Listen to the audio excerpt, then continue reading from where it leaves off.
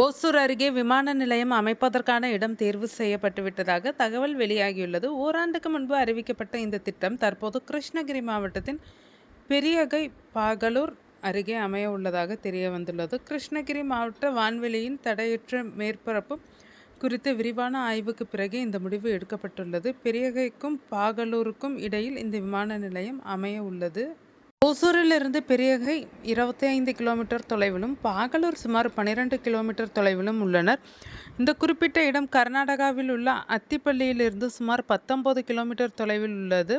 அத்திப்பள்ளி ஓசூரிலிருந்து கர்நாடகாவுக்குள் நுழையும் முக்கிய நுழைவாயிலாகும். ஓசூரில் விமான நிலையம் அமைப்பதற்கான நிலம் கையகப்படுத்தும் பணியை தமிழக அரசு 3 மாதங்களில் தொடங்க உள்ளது. இதற்காக அரசு நியமித்த ஆலோசகர் 2 இடங்களுக்கான தடையற்ற மேற்பரப்பு ஆய்வை சமர்ப்பித்துள்ளார். முன்னதாக டாடா அட்வான்ஸ் சிஸ்டம்ஸ் நிறுவனத்துடன் இணைந்து விமான நிலையம் அமைக்க Taneja aerospace and aviation limited விருப்பம் தெரிவித்திருந்தது. இது தொடர்பாக பேச்சுவார்த்தைகள் நடைபெற்றன.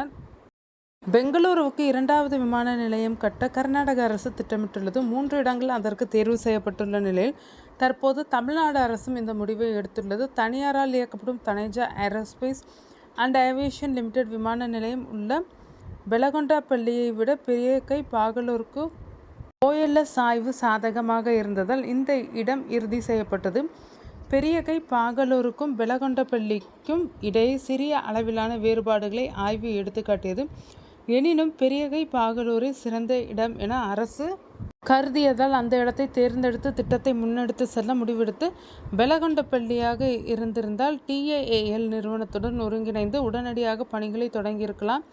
ஆனால் இது புதிய இடம் என்பதால் 0த்தில் இருந்து தொடங்க வேண்டும் என ஒரு வட்டாரம் தெரிவித்துள்ளது.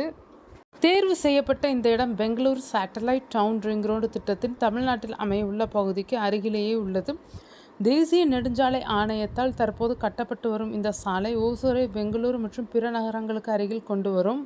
இந்த விமான நிலைய திட்டத்தை செயல்படுத்த தமிழ்நாடு அரசுக்கு பெங்களூரு சர்வதேச விமான நிலையத்திடம் இருந்து தடையில்லா சான்றிதழ் தேவைப்படும். ஏனெனில் 2033 வரை 150 கிலோமீட்டர் சுற்றளவுக்குள் இதுபோன்ற வசதிகளை தடை செய்யும் சலுகை ஒப்பந்தம் விமான நிலைய இயக்குநருக்கும் மத்திய அரசுக்கும் இடையே உள்ளது. ஓசூரில் வரவிருக்கும் இந்த புதிய விமான நிலையம் தென் பெங்களூருவின் பல பகுதிகளில் வசிப்பவர்களுக்கும் பயன்படும். ஓசூர் நகரம் சுமார் 500 பெரிய தொழிற்சாலைகள் மற்றும் 3000 குறு சிறு மற்றும் நடுத்தர தொழில் நிறுவனங்களுக்கு புகலிடமாக உள்ளது குறிப்பிடத்தக்கது.